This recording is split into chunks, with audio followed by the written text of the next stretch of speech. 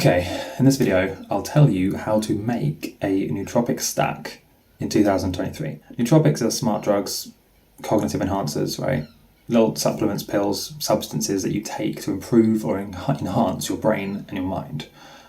But it's going to take a bit of a twist, and please, don't click away and just exit this video instantly. I do have something quite important to say. I've been using nootropics for a number of years, almost a decade now, which is a very long time. And in that time, I've learned a lot, I've researched a lot. Let me explain what I mean. So the smartest way to create a nootropic stack in 2023 is actually not to take any nootropic at all. Now, I know you're thinking, right, I need to click off and find a better video. Okay, trust me, just stay with me on this.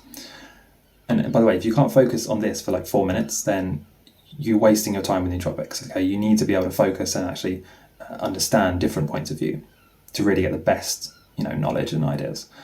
I use nootropics, okay? I use usually OptiNeuro, MindLab Pro, Qualia, something like that, on top of like a usual stack. Now, I do take daily supplements. I take every day omega-3, vitamin D, magnesium in the form of ZMA. I also take, what else do I take? Collagen, multivitamin. There's some other, it varies from day to day, right? It depends a little bit. But those are what I mainly take. I also, when I do take a nootropic, I take something like OptiNeuro or MindLab Pro.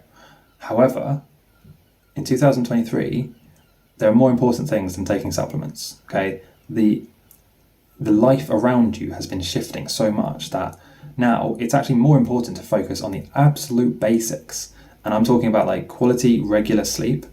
Okay, how many of you can honestly say that you get between 8 and 9 hours of high quality, uninterrupted sleep every single night at exactly or roughly the same times, as in you go to bed at the same time and wake up at the same time?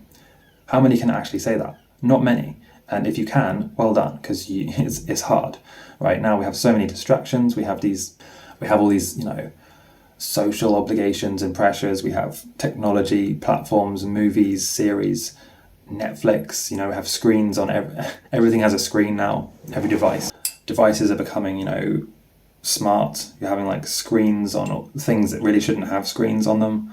Yeah, it's difficult. So if you're getting that good sleep, congratulations, because that is incredibly important. Like, I can't stress how important that is. Anyway, so that's the first thing, sleep. The second thing is stress. If you're trying to take a nootropic stack, and so a stack means more than one supplement. If you're trying to take multiple nootropics and supplements, but you're stressed, that's an incredibly bad idea, unless one of them is an adaptogen, which is like this special type of nootropic or supplement which kind of adapts to your body and kind of removes or reduces your stress. So if you're taking an adaptogen, that's fine, but if you're not and you're stressed and you're still trying to look for this stack, bad idea, okay? Because if you're stressed, there's no point. You just won't be able to use the supplements properly. You'll be basically just urinating away an expensive load of powder and paying, it's going to cost you a load of money. It's going to be a complete waste of time. You need to basically be sleeping well, drinking and eating properly, and I'll explain roughly what I mean by that in a second. And you need to be not stressed. I would say those are the absolute basics. If one of those or one or more of those is not perfect or not close to perfect, that is your priority. You don't need nootropics. You need first to fix those 4 things. Then you look at getting a stack. What I mean by food and drink, what I mean is basically most of us are dehydrated all the time. We don't drink enough, we don't drink often enough, and we also don't drink high quality water. We just drink what we think is water, which is tap water, which of course is not high quality water. It's full of contaminants, neurotoxins, fluoride, all kinds of rubbish, let's be honest.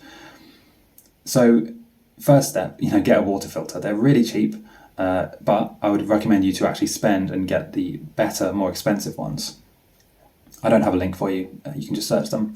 Any of the big Berkey filters, the big metal ones with like the ceramic sticks in them, they're the best ones. But to be honest, they're a few $100s, so maybe not that. But if money is an object, get those. If money is an object, at least get something, right? One of those $10 or $20 water jugs that's at least going to take, a good chunk of the contaminants away. It might not filter out the fluoride, but that's, it is what it is, right? Not everybody has $300 or $400 to drop on a water filter in one go. I get that. You can actually make your own, by the way, if you just get the filter element, the ceramic filter element. You can just type in like ceramic water filter element into Amazon or something like that. It looks like a long kind of phallic shaped ceramic stick, and then on the bottom is this kind of screw cap thing with like a little thing that you twist and a rubber washer. Get that, and then you can actually get a plastic bucket for about $2, and then you drill a hole in the middle of the bucket. Well, it's actually $2. I can make a video explaining how to make this if you want, but there is a way to make a very cheap water filter that does the same job as a $400 or $500 Berkey filter. And all you need to do is buy the element. I think the elements are like $50. Still a cost, but it's a much lower cost. And then you buy the bucket and then you just attach it. There's tutorials on that. You can figure that out. But you need to filter your water, get good quality water, get good quality food. And by good quality food, I'm not going to go into diet because that's very, very controversial, debatable. Let's be honest, we don't know that much about diet, but there are some things that we do across the board, we do know. Like experts in different fields agree on certain stuff, right?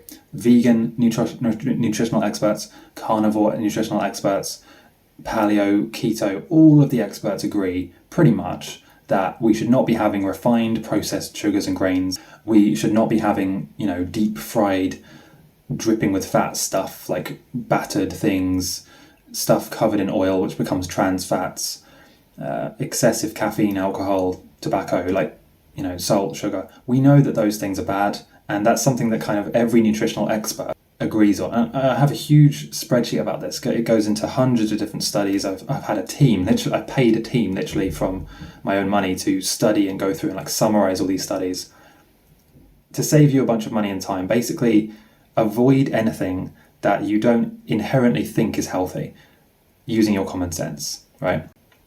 So as an example, in case you don't have that much common sense, what I mean by that is avoid things that are deep fried, excessively salty, anything with processed white sugar, anything with white sugar as an added ingredient is very bad and, not good.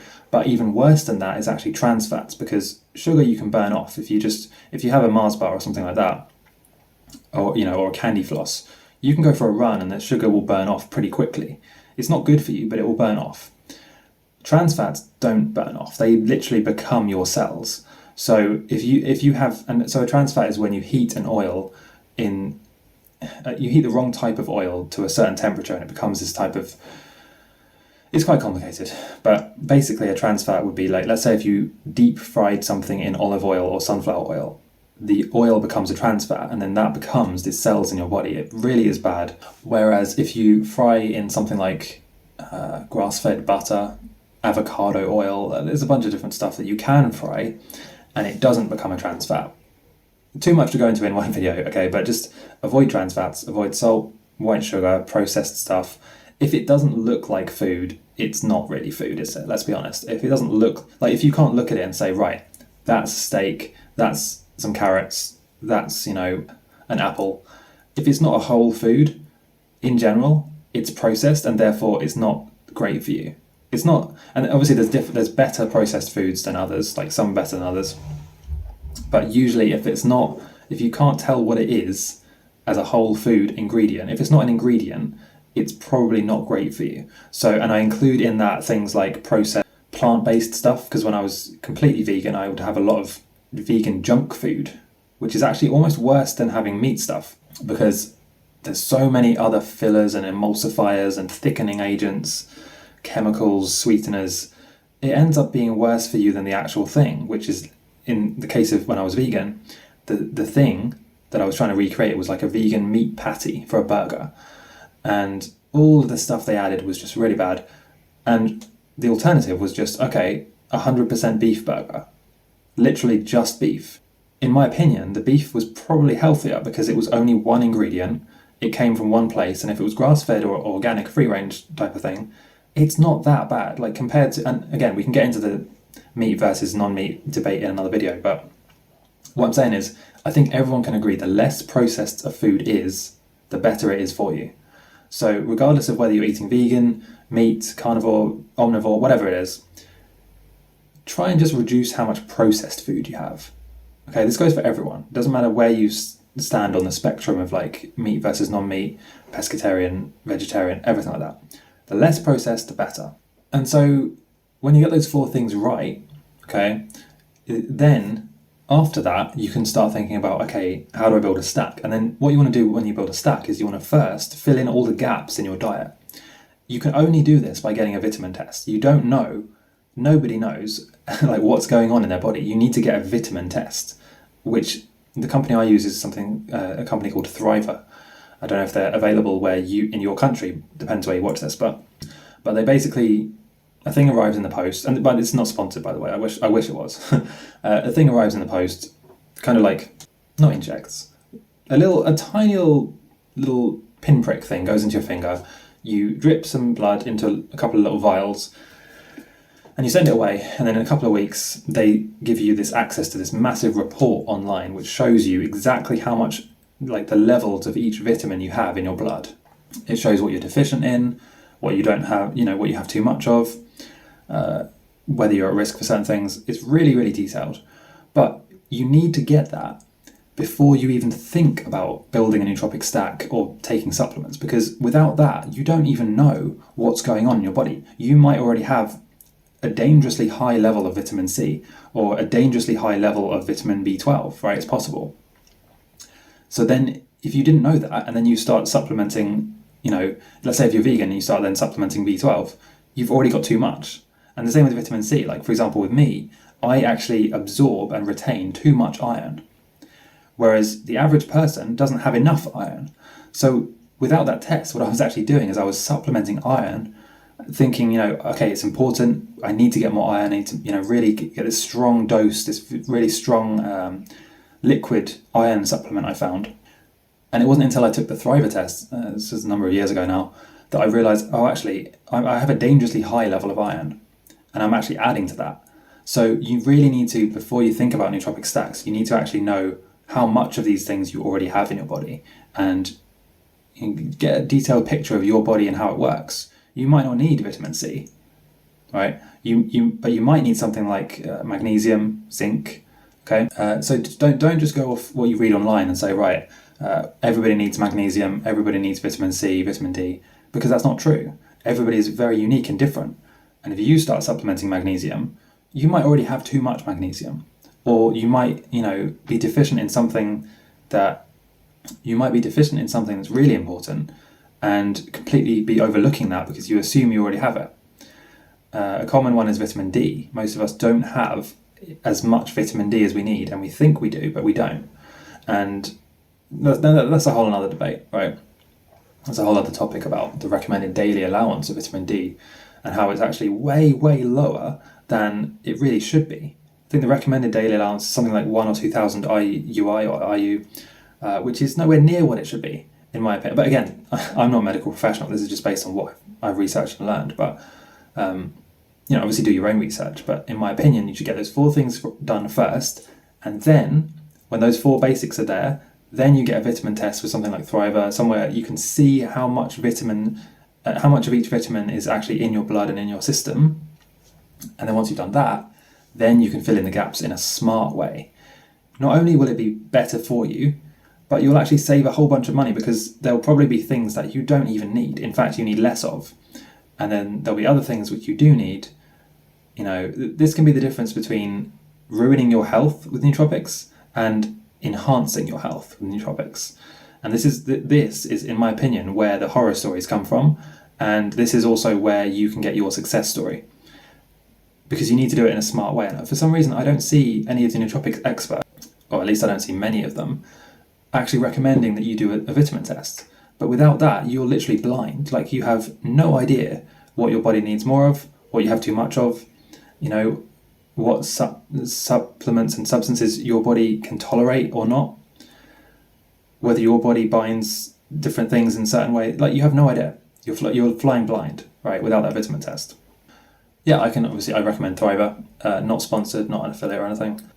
Depending on where you live, there'll be different ones. Just get something as detailed as possible. Like, in my opinion, it's worth spending as much money as you possibly can afford, within reason, to get the most detailed picture you possibly can.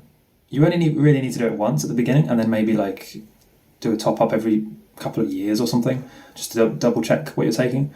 But at the beginning, you need a very, very detailed picture of what's in your body, what you tolerate, everything like that. So that's it.